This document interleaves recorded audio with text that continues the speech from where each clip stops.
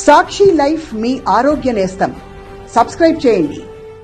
కానీ గుడివాడను దోపిడీకి, క్యాసినోకి, గూండాయిజానికి కేరాఫ్గా మార్చేశారట.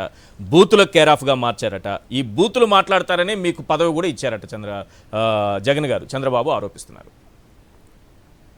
మా గుడివాడలో 99% ప్రజలు నేను మాట్లాడేటువంటి భాష మాట్లాడతారు సార్.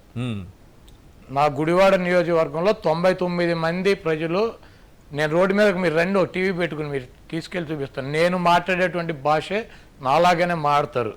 చంద్రబాబు గారి లాగా ఈ 420 గాడు ఎవడో అమెరికా నుంచి వచ్చిన 420 గాడి లాగా ఆ భాష ఎవడో మాట్లాడు. మాది ఇది వాడుక భాష నేను మాట్లాడేది. నేను చంద్రబాబు నాయుడు 420 గాడు అన్నా. రామరావు ఏమన్నాడు సార్? అవును. ఎన్టీ రామారావు ఏమన్నాడు? వీడు 420 గాడు అని చెప్పలేదా? చెప్పారు. వీడు వెన్నుపోటుదాడు అని చెప్పలేదా? వీడు ఔరంగజేబు అని చెప్పలేదా? వాడు ఈ చంద్రబాబు గారి ద్రోహి అని చెప్పి రామారావు చెప్పలేదా? రామారావు భాషకి నా భాషకి ఏం తేడా ఉంది సార్? ఎన్టీ రామారావు చంద్రబాబు నాయుడు 420 అని చెప్పలేదా? చెప్పారు.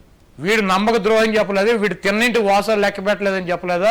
వీడి కూతుర్నిస్తే తండ్రి లాంటి నన్ను వెన్నుపోటు పడిచి నన్ను రోడ్డు పాలు చేసినటువంటి దొంగ గుంట నక్క వీడు ఔరంగజేబు అని చెప్పి ఇదే నేను ఇప్పుడు ఏవైతే మాట్లాడానో ఆ ఎన్టీ రామారావు చెప్పలేదా? వీడియోలో నేను చూపించడా? మరి ఆయన ఏమంటారు వీళ్ళు? ఎన్టీ రామారావు కూడా బూతులేనా?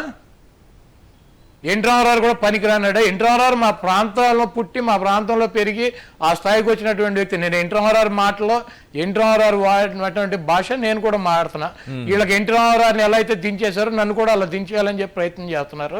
చంద్రబాబు నాయుడు అనేవాడు 420 నా కొడుకు, దీంట్లో డౌటే లేదు. చంద్రబాబు నాయుడు వాళ్ళ చంద్రబాబు నాయుడు తెలివితేటలు ఉపయోగిస్తాడు సార్.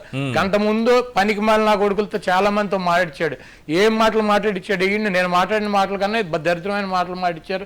జగన్మోహన్ రెడ్డిని నన్ను తిట్టించాడు అదే డయాస్ మీద నుంచి. ఈడొచ్చి పెద్ద నీతులు చెబుతూ ఉంటాడు.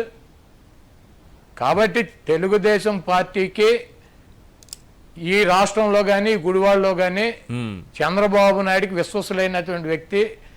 అతను మోసాల పుట్ట, ఎన్నికల కోసం అనేక అబద్ధపు వాగ్దానాలు చెబుతాడు, ఒక్కటి కూడా నెరవేర్చడు అన్నదే ఈ గుడివాడ ప్రాంత ప్రజలకి, రాష్ట్ర ప్రజలకి తెలుసు. చంద్రబాబును రాజకీయ సమాజ్ చేస్తారు తప్పకుండా.